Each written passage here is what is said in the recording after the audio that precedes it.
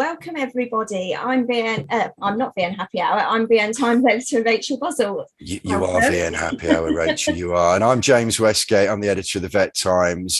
Just like to take this opportunity to say this Happy Hour is brought to you in association with Bought by Many, who were recently voted the Pet Insurance Provider of the Year at the 2021 Moneyfacts Consumer Awards. They work with vet nurses and owners to help pets have happy and healthy lives. So join their Many Nurses Club on Facebook to connect with other vet nurses and get a £50 Amazon gift card when you take out a Bought by Many policy. All of their policies cover conditions that ended at least 2 years ago, and they have a policy that can cover most recent conditions too. So visit their website at www.boughtbymany.com to find out more about their award-winning cover. Over to you, Rach. Thank you. Right, so what an event we've got lined up for you this evening. Not only do we have a great interview and panel discussion coming up with some very well-known faces from the BVNA, but it's also our first birthday. Yeah, 1 year of Happy Hour. It's amazing. And we've had a hell of a blast. I'm sure you'll all agree. And it's nice to see Jack back on here as well, one of our original alumni. So hi, Jack.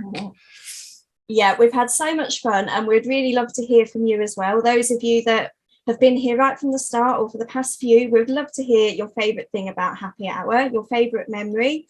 Share it in the comment box, because we'll be picking a winner later on this evening and announcing it next week. And you're going to win a very special prize. I don't think I can quite say just how special it is. You may have seen him on our socials, and you can't have missed him if you're at BVNA Congress. And James, there he is. Here he is. Yeah, we've called him Gustav, but obviously you can call him what you want. Or it could be a girl. So I just thought I'd share that with you as well. Yeah, I can confirm, and I'm sure James can too. He is super soft, great for cuddles, so he's brilliant for that little serotonin boost. Exactly. So who wouldn't want to receive that through the post? Right. So moving on, tonight we'll be discussing the future of veterinary nursing, covering everything from well-being within the profession, to salary, the VN's role, and what to expect in the years to come. Yep, that's right. So in our main interview this evening, we're joined by new BVNA President Alex Taylor. Alex qualified in 1997 and works part-time as an RVN in practice, but also runs her own company, The Cat Nurse, where she offers veterinary professionals CPD about feline nursing and behaviour. Yeah, feline nursing and behaviour. And she joined the BVNA Council in 2018. And straight after that, Alex will be joined by her BVNA colleagues, Jo Oakden and Lyndsay Hughes. Jo is BVNA Senior Vice President. She graduated from the RVC in 2008. She's carried out further certification in canine and feline nutrition and feline nursing. She also helps support teams in development of nurse clinics and weight management clinics. And we have Lyndsay, who's BVNA Council member, and she qualified as a VN in 2013. She has worked in various first opinion practices in head nurse or management roles and spearheads a nursing network within Excel Vets. Lyndsay believes empowering nurses will lead to improved confidence in them being able to achieve what they want to within their roles. And of course, we've got stacks of prizes to give away this evening, with £50 up for grabs in our picture challenge. Yeah, so tonight, for your chance to win a £50 voucher, we want you to share with us the one thing that makes you proud to be a VN. So it could be absolutely anything, whatever it is you love about the profession. So scroll through your phones, grab your phones. We make this easy for you.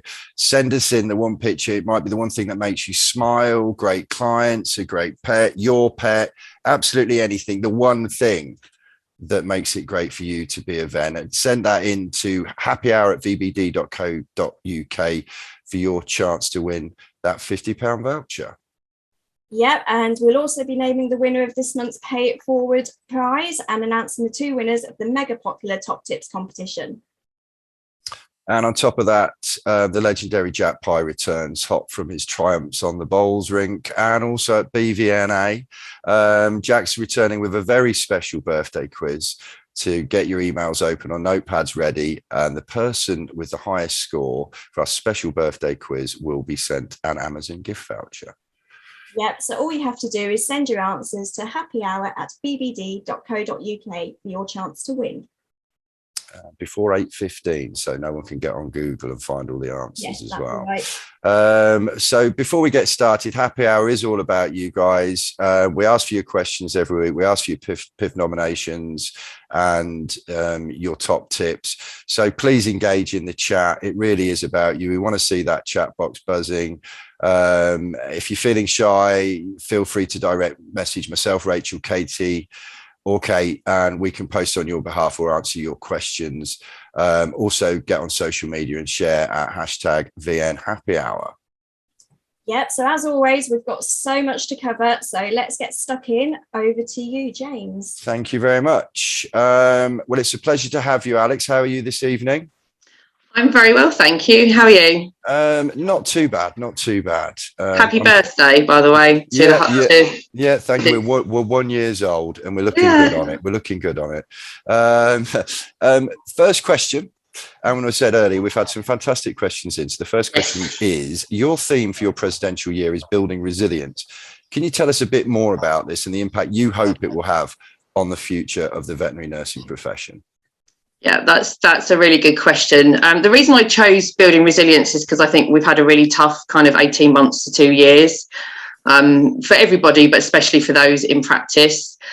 And, we can't really control what's going on around us, but we can try and kind of learn and adapt and start putting ourselves first, because I think veterinary nurses are really, really good at looking after their patients and their colleagues and their friends and family, but they're not very good at putting themselves first. And we need to kind of try and build resilience a bit more just to create a more healthy and sustainable workforce. So it wasn't really looking at, or I wasn't really looking at how we can kind of fix people, but give them the tools that they need to sort of survive and thrive in what's been quite a challenging environment, really. And hopefully, if people can build on that resilience, they can enjoy their job role more and have less of a chance of burning out. And hopefully this will help us retain more nurses in the profession. So we've done a bit already on the BVNA to sort of get the ball rolling. So we did recently did our chronic illness campaign, where we were looking at how we can try and help sort of support nurses with chronic illness better in practice. And actually something that's sort of come off of the back of that is we're now going to be having a new mental health and wellbeing coordinator permanently on BVNA Council, just to try and help look at ways of how we can support nurse kind of wellbeing. We've also got some stuff coming up with the RCVS Mind Matters initiative too, over the next year, but there'll be quite a few things. We're constantly kind of planning new things that we can try and do to just really help nurses and improve their well-being and help them be or build their resilience. Fantastic. Yeah. And big shout, it has been a tough 18 months, and big shout out to all of definitely out there. Just incredible job you guys have all been doing. You mentioned the RCVS, and obviously the VN Futures interim report recently came out. So that's where this next question comes from. Around 25% of vet nurses say want to leave the profession. What can and is being done to prevent this, and what are the consequences if this issue is not solved? So I think, whilst this is a worrying number, but unfortunately it's not a surprise. We know that resilience is an issue in the vet nursing profession, and actually that survey, that 2009 survey, the results from that were just a tiny part of the VN Futures interim report, which was overall really, really positive. It was a really positive thing. It covered lots of things. So I would urge all veterinary nurses to have a look at that if they can. I've got a copy handy just here. So this is like a hard copy. Yeah. But you can obviously download this online, and there's loads in there. So sort of things that we've done. I mean, this is just a very brief outline. Would be the new certificate in advanced veterinary nursing. There's the RCVS leadership initiative, where they've got the Edward Jenner leadership program, which I think Lyndsay Hughes has done. Haven't you, Lyndsay? She's nodding. Yeah. We were quite heavily involved in the legislative reform. So obviously there's been the legislation working party. I managed to say that without stumbling my words. I usually can't get that out. And we also got the School Ambassadors Project. And I noticed that one of our ambassadors is actually Tina Leake, is watching tonight. I saw her come up down there. So hello, Tina. So there's lots that we've got to kind of feel really positive about. And whilst 25% might have been saying, I'm thinking about leaving the profession, there's 75% that aren't. So I think it's quite easy for us to sort of focus on the negative, but there is lots of positive there as well. And, that's something that we need to think about if we're going to keep moving forward as a profession. Yeah, it was a very impressive piece of work, and there's a lot of good stuff in there too. So what plans does the BVNA have that will help the veterinary nurse profession move forward in future? Okay, so we've built relationships with a lot of other associations and stakeholders. So recently we've been in contact with DEFRA, trying to sort of kind of push the value of veterinary nurses and our significance as a profession, which is going to be really important if we're going to look at protecting the title. And we've recently renewed our memorandum of understanding with the BVA. So we kind of champion and support each other as allies. But stuff that we've done at the BVNA includes the career pathways. So we recently released our anaesthesia pathway, which has been like hugely popular, really popular. We're going to be doing a behaviour pathway soon, which I'm really excited about, that because that's kind of my area of interest. And we're hoping to do some other ones. So I think one was lab and the other one was nutrition as well. So these are kind of bite-sized courses, if you like, CPD, that just give nurses a taster in their specific area of interest, and hopefully this will spark their enthusiasm to participate in further education and training. Yeah. So lots for people to get their teeth into there. Loads, yeah. With so many pressures facing the nursing sector, are you concerned that the pool of new recruits might dry up in future? No, I'm not. Mm-hmm. And the reason I'm not is because at the moment there is 20,000 veterinary nurses, which is the highest number we've ever had. So in 2016 we had roughly about 13,500. So it's been a really big leap. So what we need to do is give nurses career progression, whichever route they take. They need to feel valued, not just by their colleagues, but they need to value themselves, and they need to be recognised and valued by the general public. And again, this is why protecting the title is important. It's not just about public health and animal health, it's about us as professionals feeling valued and respected, which is really important. Yeah, I noticed that in the report as well. I mean, that's a staggering increase in numbers, isn't it? I mean, it goes to show this is still a career that lots and lots of people want to get involved with, and that must give everyone a lot of heart. Yeah, absolutely. I mean, I've been a veterinary nurse for 24 years, and I still work in practice, and I do feel the same frustrations that other people feel, but I still love my job. Mm-hmm. So good stuff. There's concern for the well-being of students due to increased workload, especially as apprentices. Practically, how do we help them? Yeah, I do think that students do get a raw deal sometimes. And we know that because we had there was an RCVS student survey, RCVS MMI student survey that showed that incivility and bullying were kind of identified as key issues for students.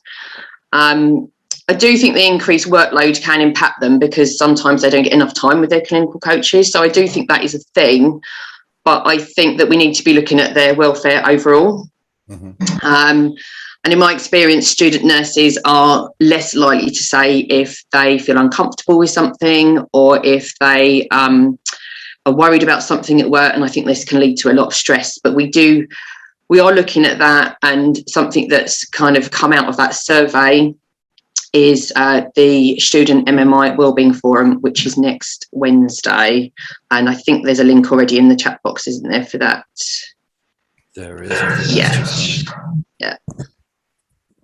Okay, next question. How is the veterinary nursing profession going to tackle some of the current problems it faces, namely high burnout rates and low pay? These questions aren't easy, are they?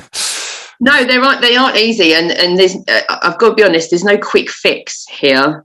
But there are things that we're going to be doing sort of ongoing at the BVNA to try and help nurses build resilience, obviously, with my theme, which will hopefully help.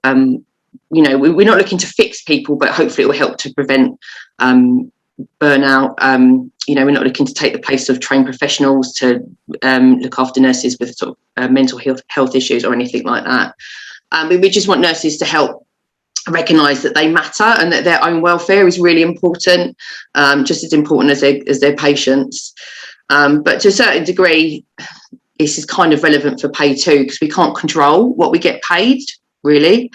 But we need to help others recognise our value, and we need to get better at championing our own skills and for asking what we deserve to be paid. So I do think there's been a bit of an improvement with pay for nurses over the last few years, but it can vary according to the practice that a nurse is at and also the area that they live in too.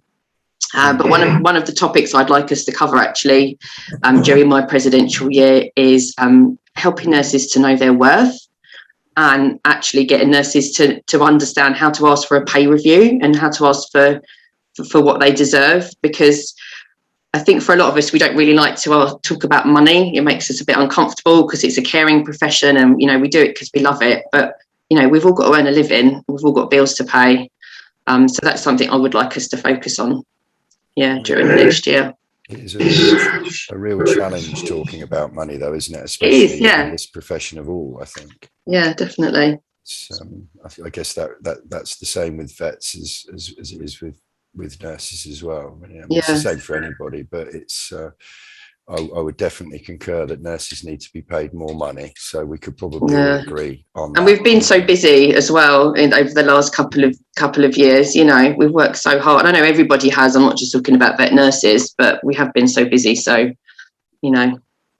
we need to start asking for what we deserve, really. It would be nice to think there'll be some sort of pandemic kickback in pay. I mean, that could be something. There's been such pressure put on and such incredible work done that does need to be recognised by the profession at large, I think, around in the round at all. So next question. Do you think as nurses start to do more Schedule 3 procedures due to the vet shortage, there will be an improvement to RVN salary, leading in nicely from the previous question?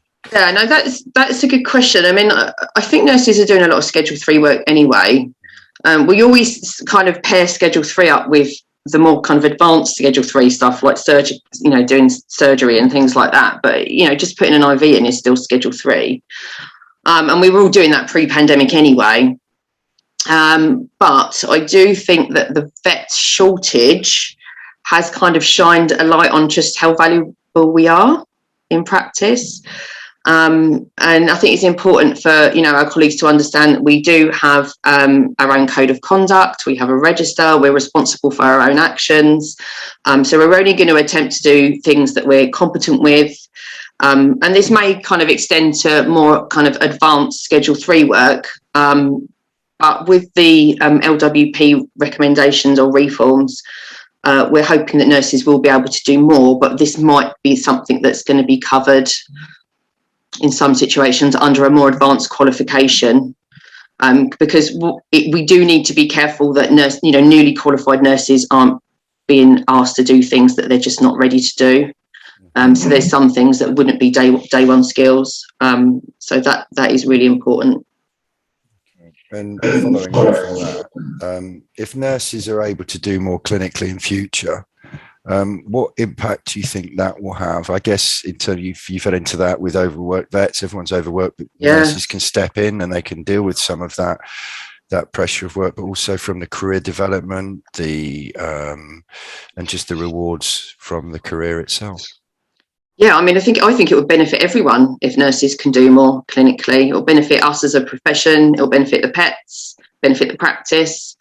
So it is a good thing, but it is kind of a win-win situation, but it does need to be done the right way, as I said, just to make sure that, nurses are doing things that they feel comfortable with and that they are competent at. Mm-hmm.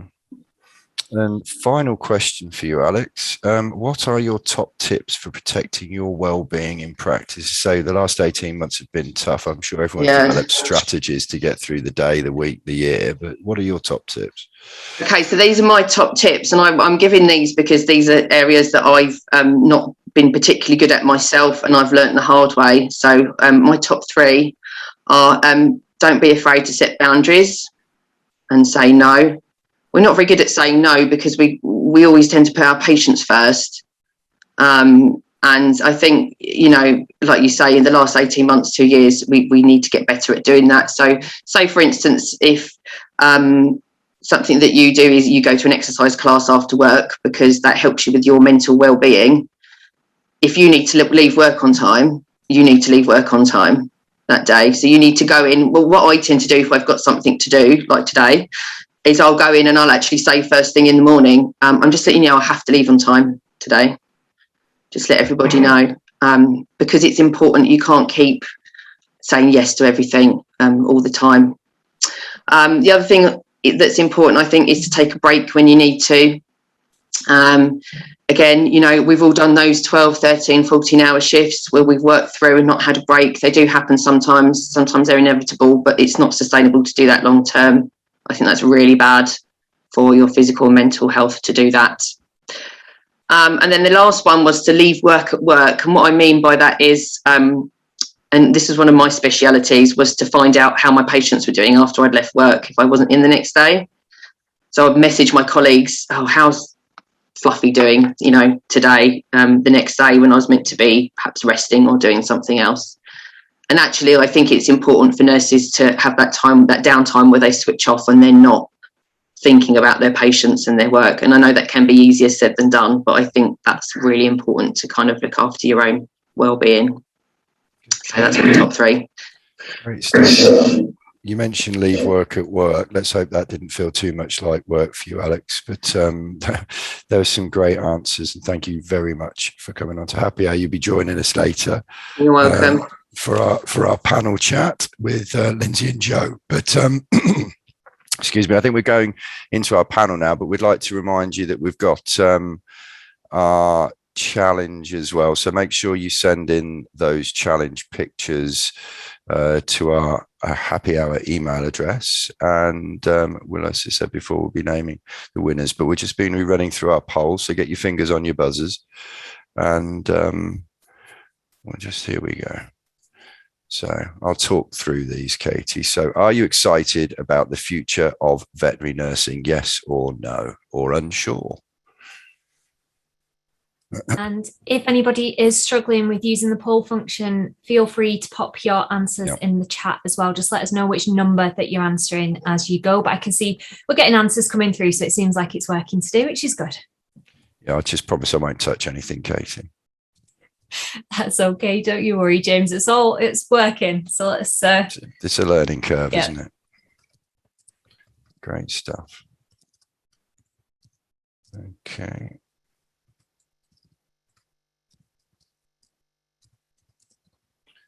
I was unsure as to how long we should leave them on for, Katie, but how many questions have we got this evening? We've got 5, haven't we? So 5 questions, and we're at about 60% of people have answered. So we've got 27 out of 44. So maybe a couple more if you can. Yeah. Come on, get those answers in. Yes or no? Or unsure?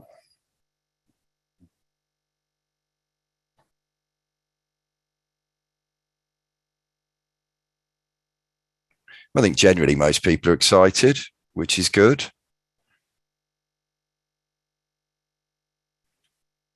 Super. Excellent. I think we've got nearly 80% of everyone there, James. So I'll probably stop that there. I'm happy. The next question.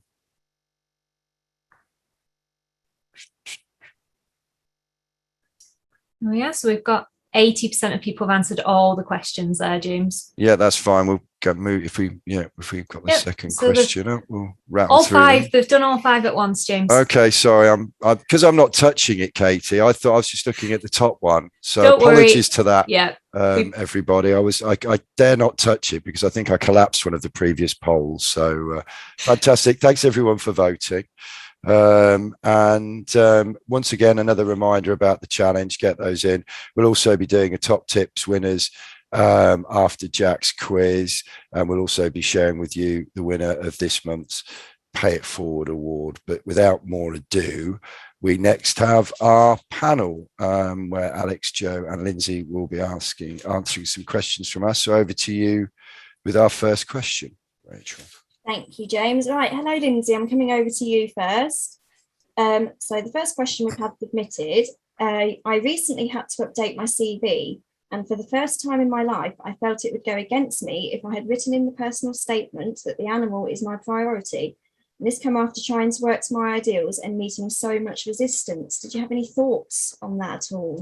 Yeah, I was quite surprised actually with that question. And personally, it's not something that I've come across. And I certainly personally would never overlook that on a CV that I was to receive. I'd absolutely use your personal statement to summarise your skills and sell yourself. And for me, a key component of being an RVN is absolutely nursing the patients. So this, alongside any skills or traits that you might have, I think I would be concerned if I received a CV and that wasn't within the personal statement. Yeah. Okay, this one's for you, Jo. When it comes to out of hours provision, is this an RCVS optional requirement? Is the onus of responsibility to secure provision with the animal owner? Now, that question came in like that, and we struggled to pick the bones out of it. So over to you. Thanks for that. Yeah. I think I've got the gist of the question. I mean, it's a particularly interesting question, and I can see why it's quite sensitive at the moment, because the demand is so high for our services and that there is such a shortage of the supply. But I feel that the responsibility goes both ways. Obviously, it is an RCVS requirement that we provide 24-hour care in whatever form that may be, and we can outsource it. But pet owners need to be aware of their nearest out-of-hour emergency provision and what to access that out-of-hours for. The majority of calls to out-of-hours are not true emergencies and can actually wait until normal opening times. But it's our job as veterinary professionals to educate pet owners, and particularly new pet owners, of this. But we're also probably at a point where we need to look at more efficient ways of managing the pressure on out-of-hours services with the current workforce shortages that I mentioned at the start. And I know some groups have implemented a 111 type system, which filters calls and advises pet owners. I do feel, though, that if you have your own clients and they're registered with you, then we do need to make sure that there is availability for emergency care and triage in whatever form that may take. And it's our job to make sure they're aware of this service and can access it in a time where they may be in panic mode. Mm-hmm. Yeah, because it's a thorny issue, isn't it? Out of hours, Yeah. It's long been a bone It of is contention. difficult because we have got that huge shortage, but it is a requirement of the RCVS that we offer 24-hour care. Maybe somewhere down the line there might be a decoupling of that obligation. I don't know. That's a little extra thought from me. We'll move on. Over to you, Rachel. Thanks, James. So I'm coming over to you, Alex. Do you think that the progression of our profession is slow moving compared to human nurses, and if so, why?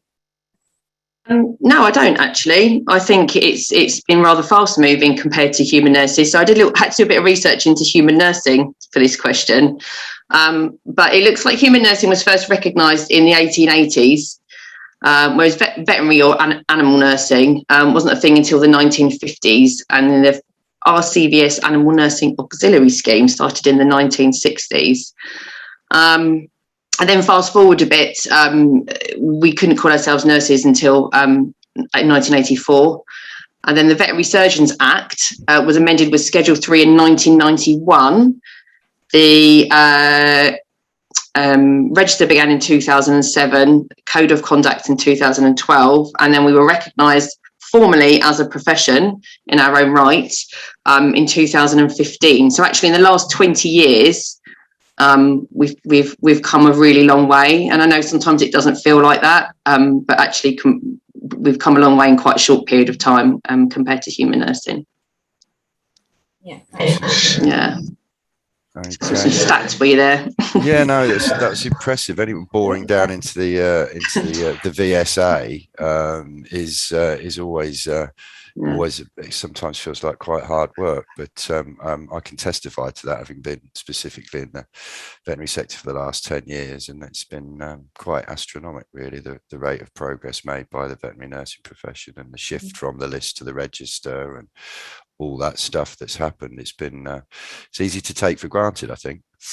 But anyway, this one's for you, Lyndsay. And do you think veterinary nurse practitioners are something we will see in the future? It's a good question. It's a good question. Absolutely. And I think this is something that's been reviewed in the past with BM Futures. And as already identified, there would need to be a clear framework, high level of education to reflect the responsibility that would go along with that position. We'd need also extremely clear guidelines on responsibilities, boundaries, delegation. I think given the circumstances in practice at the moment, as Alex has already touched on, would sort of make it clearer that offering this pathway to developing our nurses may relieve some of the current pressures. My only real reservation with it is, and it's quite a big but, is I do have concerns that unless it's closely regulated, that some nurses may find themselves in situations whereby they're asked or expected to do things within this role that they potentially shouldn't be. So it's making sure, obviously, that boundaries and guidelines are clear, the support is there, just to heavily protect the nurse and the client here. But I'm all for developing nurses and opportunities, as long as that we're doing it safely. Yeah, I suppose that's the challenge. Where do you put the bar? Yeah. Okay. Over to you, Rachel. Coming over to you, Jo. Do you feel that as the RCVS regulates both vets and nurses, that there is a potential conflict of interest for deregulation? Yeah, so I've tried to unpick this question and answer it as best I can without being too political or causing any issues. So obviously the RCVS does regulate both vets and vet nurses, but it can only do so on an individual basis. So the conversation has been had more than once about deregulation, but there are some significant factors and potential unintended consequences of that happening, which are too vast to go into specific detail now, but it was discussed within the legislation working party. They explored this, and then they subsequently recommended some important changes to our current disciplinary procedures, as it may affect how the RCVS regulates us without the deregulation. And the other point of this bit is the huge cost that would have of that deregulation and that separation from the college. But we have a webinar available on our social media which really explains and explores the legislation working party recommendations on the disciplinary procedures and how they could look in the future without deregulation. That's a very good answer. Very good. A very difficult answer to come up with. I think that's not an easy question. For you, Alex, and this is another interesting one as well. Can the degree route and the diploma route into veterinary nursing coexist long term? Yeah, I think they need to, actually. I think we need to, because we need veterinary nursing to be accessible for everybody. And I think if we scrapped the diploma, we would risk losing some really talented, valuable veterinary nurses. So I do think they need to coexist. Yeah, ongoing. Okay, over to you, Rach. Lyndsay, how can nurses best tackle the subject of low pay with their bosses? This is quite a tricky one. So I'm now in a position to be able to understand and see the operational and financial aspect of running a practice. So I get a slightly different perspective to the perspective I may have had as an employed nurse. My first recommendation would be to look at salary surveys that are out there to get some background information. I'd look at your job description. Is there anything extra that you were doing, any extra responsibility when you took over the job? I would document your request. Look at opportunities and discuss with your line manager initially. So if you've got a head nurse, you can go to a practice manager before it goes up to whoever might make the financial decision in the practice, just so that you've got somebody to talk it through with, sort of look at the bigger picture with. As business owners, a big part of what we have to consider, obviously, is profitability of the business. As a business owner, and I'm sure a lot of business owners out there would love to just be able to increase salaries, but obviously not to the detriment of the practice, and then obviously jobs that would have to be offset. I think if you feel you're underpaid, then calmly asking for a meeting to discuss it. I would try and avoid discussing it with your peers. I know that potentially there can be frustration if you feel that you aren't being paid what you should be being paid, but that can sort of often lead to unrest. And I often find that not just obviously with pay issues, but with any issues that may arise in practice, the talking about stuff amongst yourself can often sort of exacerbate a problem and cause more problems. So I think being professional, being calm, asking for a meeting to talk about it, set objectives or targets within that meeting, be realistic and agree only if you think this is fair. look at what can be implemented in practice. So as veterinary nurses, actually, like Alex touched on, knowing your worth. Certainly in my practice, we charge for our nurse clinics, we charge for our nurse time, we make our clients aware, we educate our clients about what our nurses can do. So client information evenings, open days, anything where you can talk about what you can do as a nurse. And I think that's a big part of it as well, is we do need to generate an income from nurses to be able to increase nurse salaries. So I think it's a bigger picture thing, isn't it? It's awareness of what nurses do, charging for your time, knowing your worth. And with that, I think we will see quite an increase, hopefully, in nurse salaries. Yeah, great answer. Some great advice there, and interesting to bring that other perspective as well. So thank you. Yeah, because we've had the clinics happy hour before, haven't we? And that challenge to charge for the services. Some do, some don't. Probably not enough practices out there do at the moment charge for their nurse clinics, and I guess that's just a case of educating the clients, which is a nice segue into my next question for you, Lyndsay. And how do you think changing client expectations are going to impact on veterinary nurses? Yeah, when I looked at this question, I wasn't sure whether we were looking at the expectation that clients now have nurses in practice due to our increased busyness, or what do clients expect from nurses. So we're going to try and answer both aspects of that, if that's okay. Thank you. So I think a lot of clients at the moment seemingly have a very high expectation of all members of the veterinary practice. They seem to have a really low tolerance and become frustrated easily. Now, I don't know whether a big part of this is because obviously a lot of our practices are still functioning probably with restricted access and not quite the same as we were previously. And I certainly know in our practice, obviously, we're asking clients to come in wearing masks with the close contact, whereas they can obviously pop to the supermarket and that doesn't impact them. So certainly tolerance at the moment, even from a point of view, if you're a few minutes late making a phone call to them because you're dealing with an emergency, they don't seem to really have time for that either. And then I think they take those frustrations out predominantly on the client care team, reception team, and the nurses. I think that's always been the way, unfortunately, is that we are the ones that tend to get that frustration. So I think from that point of view, it's being clear with clients, managing the client expectation by educating clients, which is probably not something that's going to happen right now. But I don't know whether any of you have experienced it, but a client coming in for a nail clip that suddenly has a lump that they want you to diagnose as well. And the frustration that we then feel when we have to say to them, actually, that's we're going to have to refer you to a vet for that. So it's having a practice stance on how we tolerate client behaviour as well. So it is being calm with them, understanding that obviously they themselves might be under, having empathy with them, with their animals, because I think probably because we're overworked and how we feel, our tolerance towards clients' behaviour may also, so that goes hand in hand.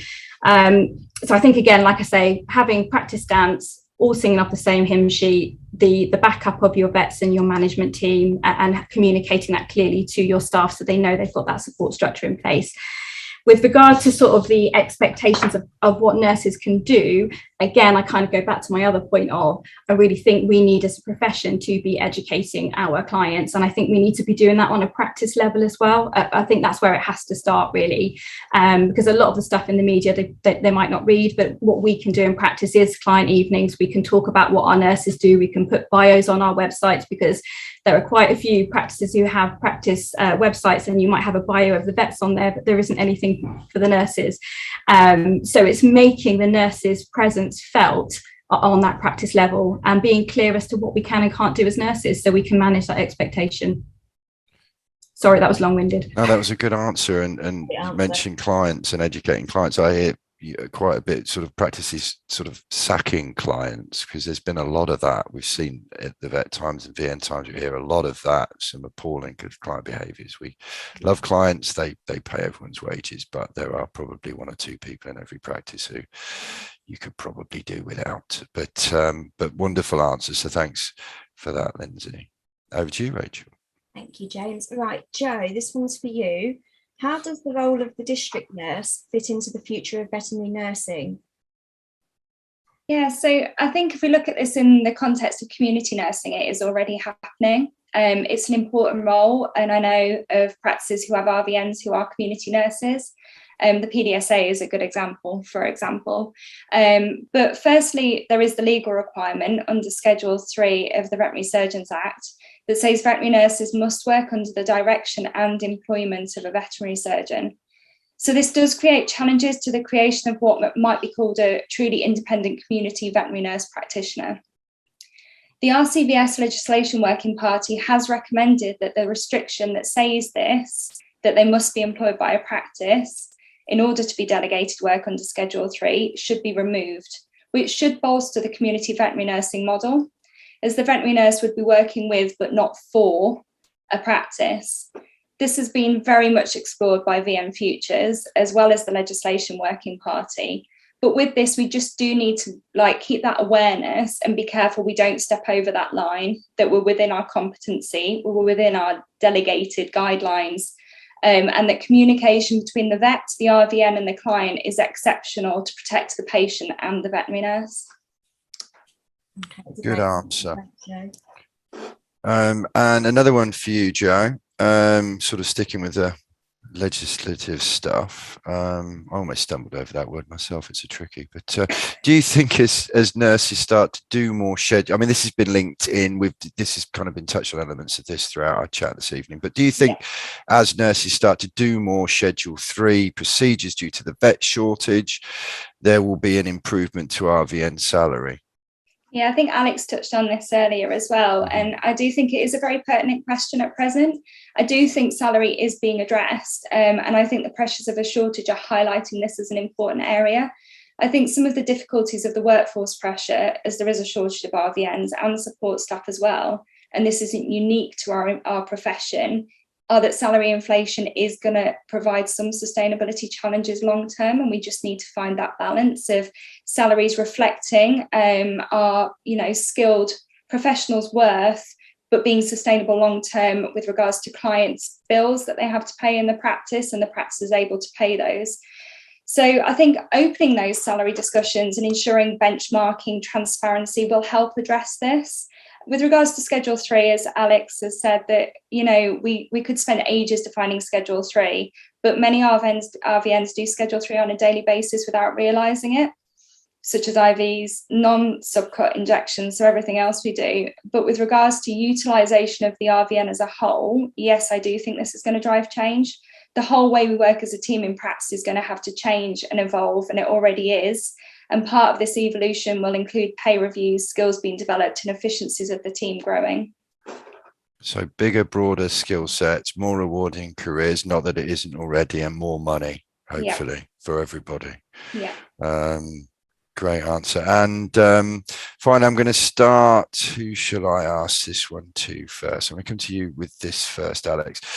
Could you, I mean, it's another big question, but, could you each pick out one piece of legislation or reform? Because there's tons. We've touched on the work, the legislative working party. There's so much going on in the profession at the moment. But could you pick one piece of legislation or reform that you think most likely to transform the role of veterinary nursing in the next few years?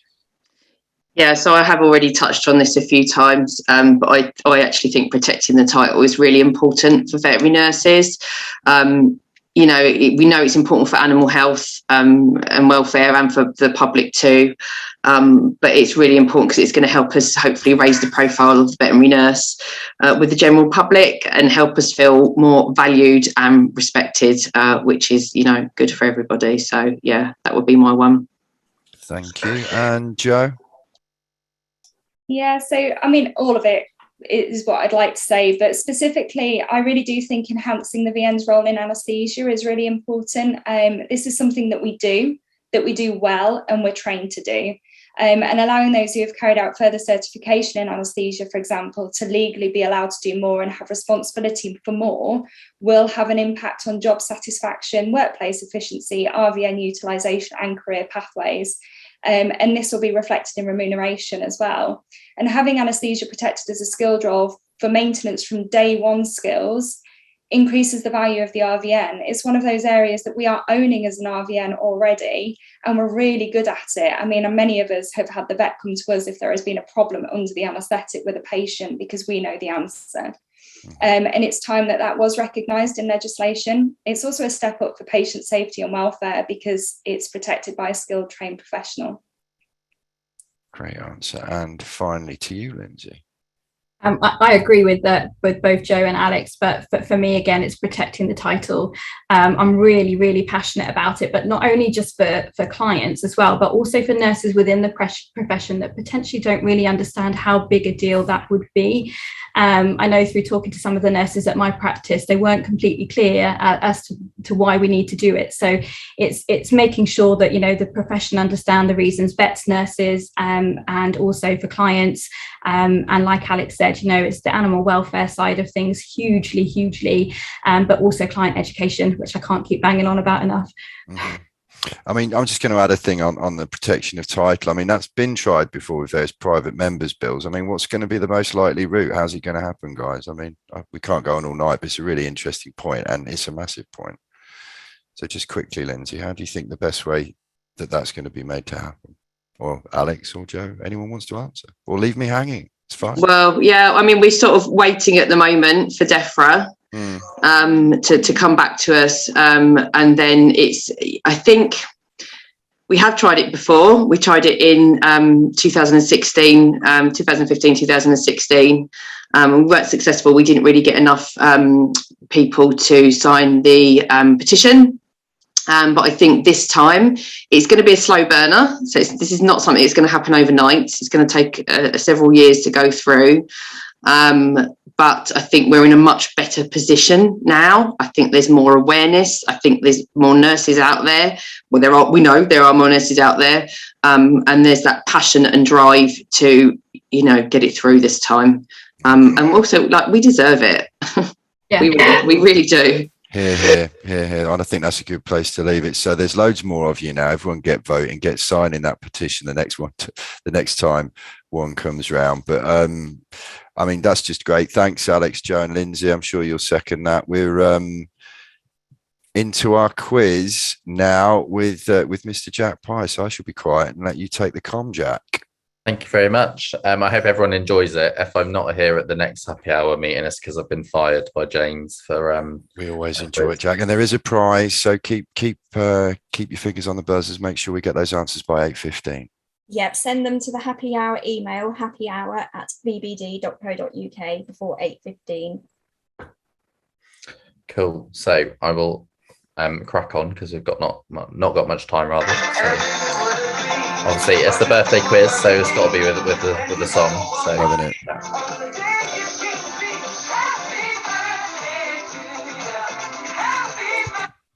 So, Alex will appreciate this one, I think. So, get your thinking caps on, everyone. Question one is: put these people in order of VN happy hour appearances of the lead interviewees. So, there's 4 people who've been on happy hour before. They're all been the lead interviews, so I want them in order of sort of chronologically. So who was on the first one, and then moving through. So we've got Andrea Jeffries, Jane Davidson, Linda Ryan, and Lacey Pitcher, who have all done a lead interview, such as Alex has done this evening. And then there's also a bonus point, which one of these people has been the lead interview twice, but who is it? So we get to play along as well. Do we get to win the prize, Jack?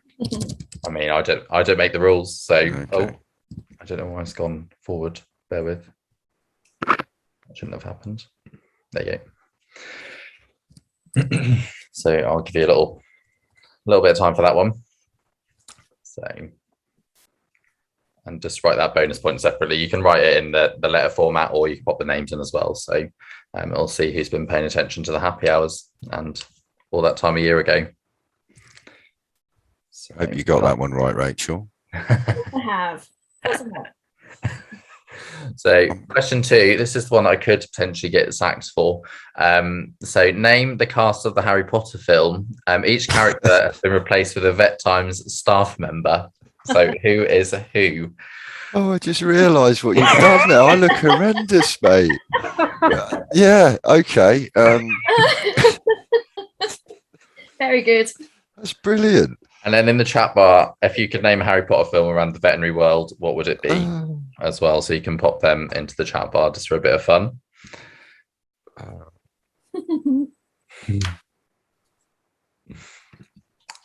I'll just go back in case you need any more time. The middle one is actually terrifyingly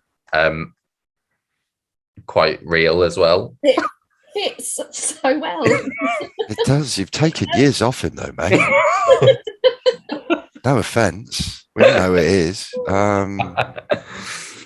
So we'll move on to question 3, which is, what is the stinkiest animal on the planet? So we've got A, stink bug, B, bombardier beetle, C, a skunk, or D, stink bird. I hadn't heard of the last one before, but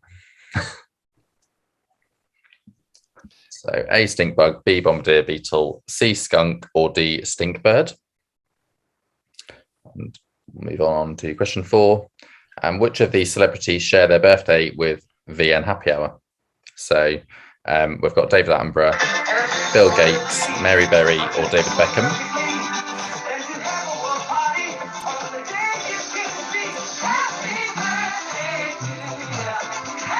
I don't think it's David Beckham. Do you not? No. Or David Attenborough. He's getting a bit old now. Yeah. National treasure. Indeed. Question 5. I hope Alex as well will know this one.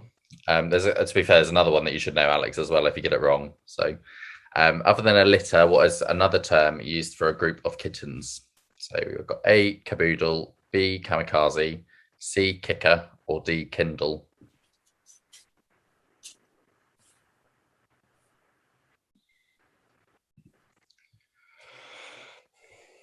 So A, caboodle, B, kamikaze, C, kicker, or D, kindle. There is litter. Also, Nikki should probably get this one as well. I'm pretty sure she's on here too. So she should, feline fabulous vet nursing. Moving on to question 6 is, what was the most popular dog name in 2020? So we've got A, Bella, B, Otis, C, Rona, or D, Marley. I'm sure there's probably plenty of dogs at the moment through lockdown that is probably going to go by the name of Get Down and Stop That at the moment as well. Love it. We're seeing plenty in practice. So most popular dog name in 2020, A, Bella, B, Otis, C, Rona, or D, Marley. And I love Harry 7. Potter and the Goblet of Vomit. Sorry, Jack, but that's a great name Fine. for a film. I did like the crispy cat one. Yeah, there's been some great answers. Yeah. But this is an anagram of 2 different species. So the first one is a dog breed, rather, and the second one is a cat breed. So I'll give you a little while to try and work those out. If anyone knows me, then they might have a bit of a hint for the first one. I just got it. Yeah, I see it. Yeah. I see it now. And the picture is one of our very cute sign overs at work who had heart surgery not so long back, who's now doing great as well. You might have seen him appear on my Instagram stories if you followed his little journey. Bless him.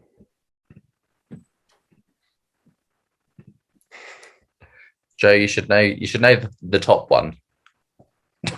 Yeah.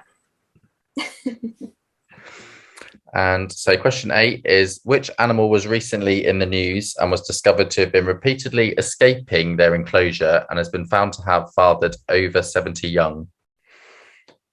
So we've got A, tortoise, obviously, because we've got to have a tortoise in here somewhere.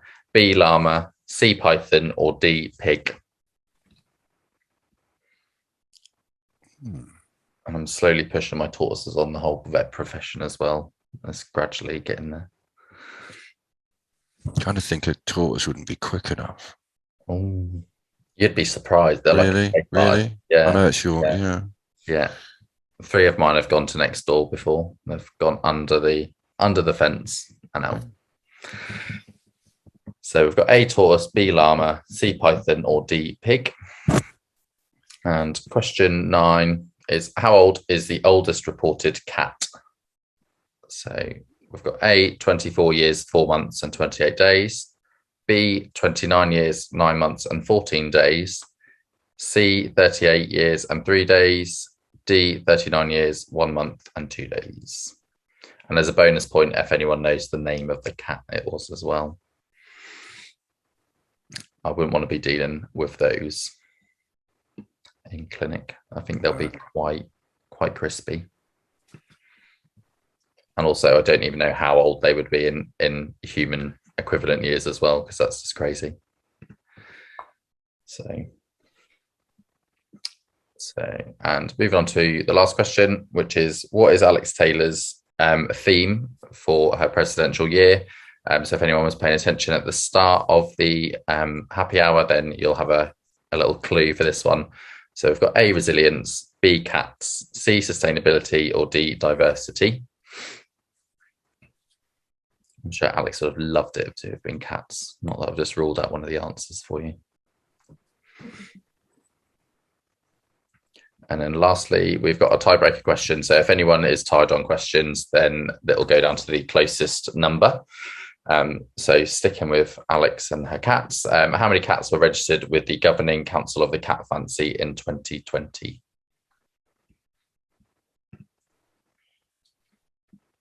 Just had another great Harry Potter suggestion come up there as well. Harry Potter and the marijuana ingestion.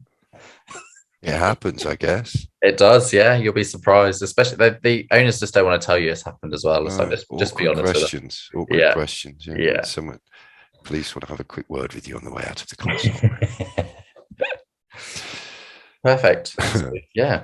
If anyone needs any questions repeating, then just pop it in the chat and I can go in. But if not, send your answers in, and then I'm sure Rachel will let me know the winner and we can announce that next week. Yep, I will indeed. Cool. So I want the anagram quickly. So which is the next one? That dog is so cute. He's called Thor. Thor. Yeah, that's Thor, ironic. And Loki is behind him. Oh, cute stuff. No, that was an absolutely brilliant quiz, and we'll forgive you for. I don't know who I was. Was I Ron Weasley or something? I mean, fair enough. But that was brilliant. That was one of my little highlights of the year, actually, being featured on one of your quizzes, Jack. So thank you. And you will be back. Right. Okay. Over to you, Rachel, for our big challenge winner. Yeah, so it's time to reveal the challenge winner. We had so many wonderful entries, and all of them really did make me smile. Some fantastic stuff there.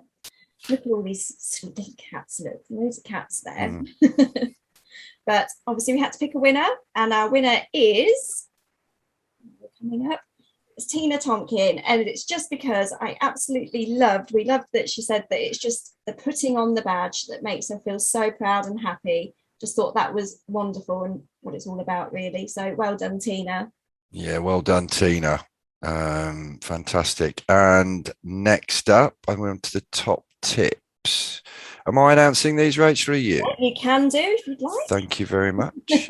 Okay, and we always get loads of these. We did actually get quite a few late in today, some of which couldn't get through. So send them again if they've not appearing. But the winners this week, and that's a £50 Amazon voucher each for your words of wisdom.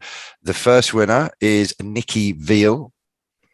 And her top tip is to learn and embrace your mistakes or failures. Well, I think that's a good tip for any walk of life, quite frankly. So well done, Nikki. And our second winner is porridge for breakfast keeps your brain and body going through a hectic workload.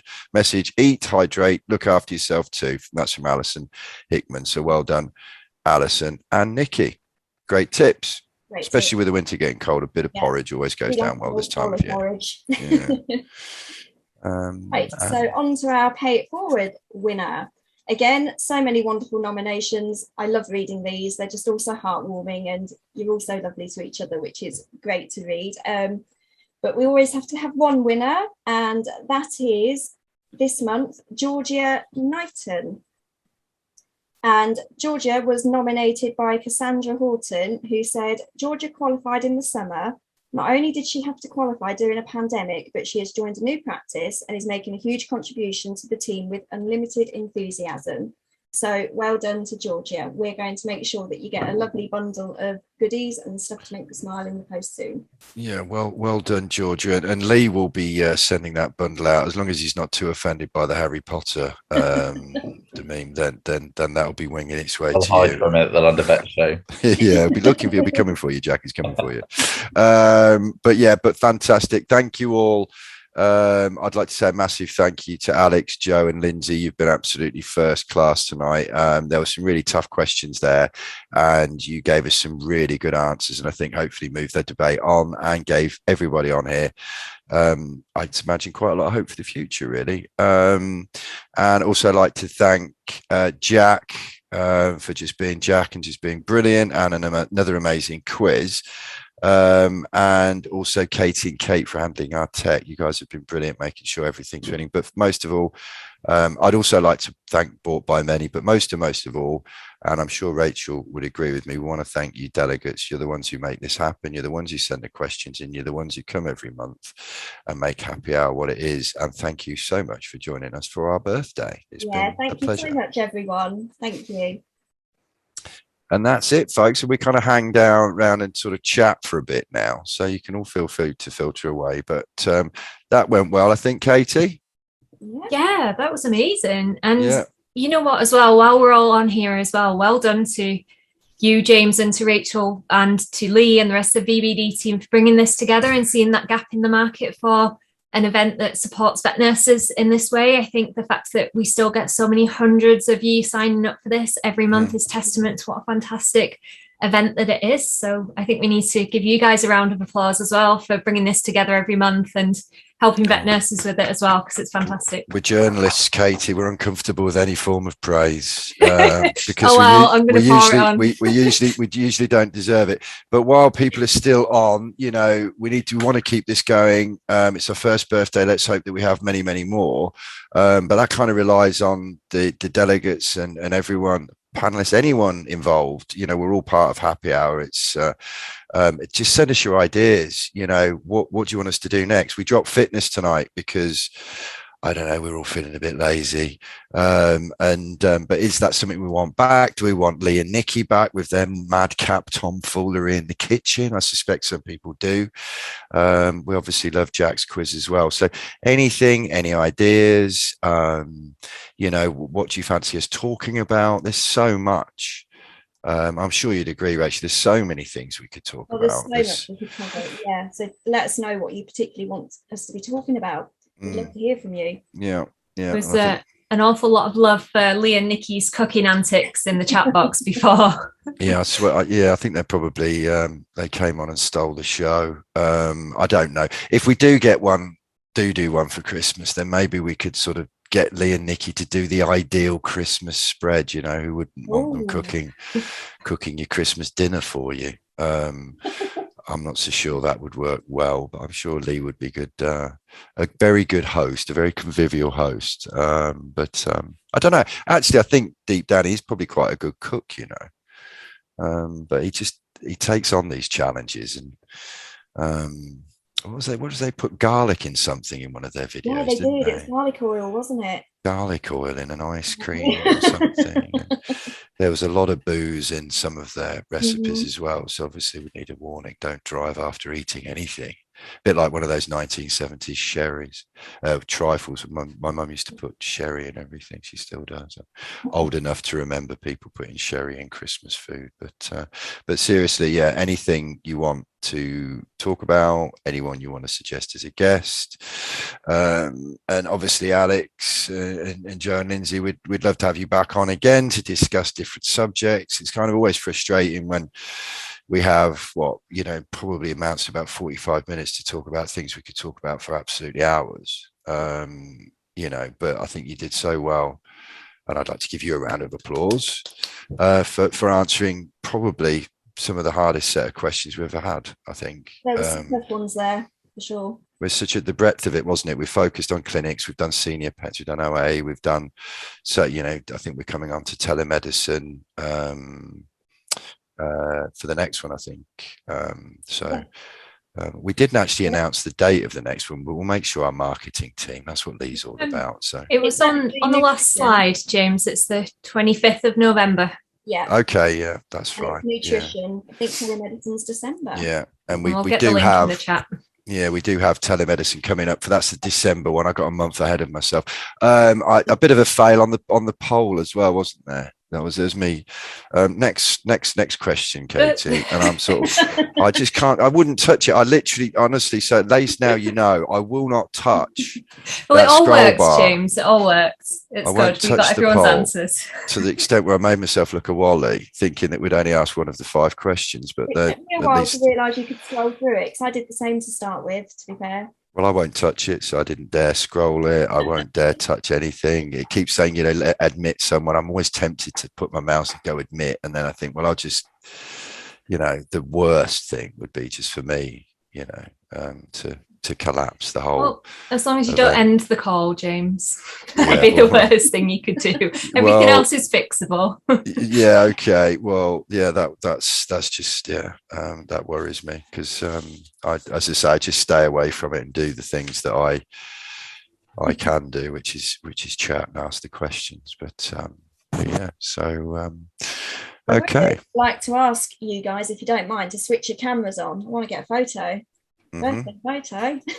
Yeah, we haven't done that for ages. We haven't done a happy hour photo. We haven't done it for ages. Can you switch everyone to sort of gallery view or whatever it is, and then I've got everyone on gallery view at the moment.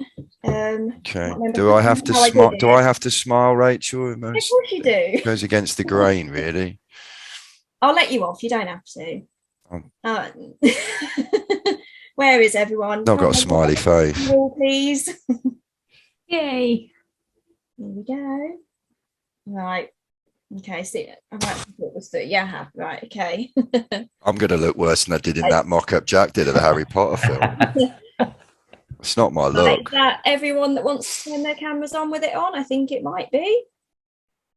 Just give you a few more seconds. Oh, there we go. Yes, we've got a few more of you. Brilliant. I'm going to wave instead. I'm waving. Can we do? Yeah, give me a smile and a wave then. Shout, happy hour. Happy hour. Woo. I can even do that without emotion. Wonderful. Thank you. Oh, it's lovely to see you all. That was the wave I perfected on Campfire, Katie, if you remember back in the day. Oh, way back when. Yeah, the Campfire wave. Because I didn't really do smiling. But yeah, well, great. If everyone wants to bug out now, I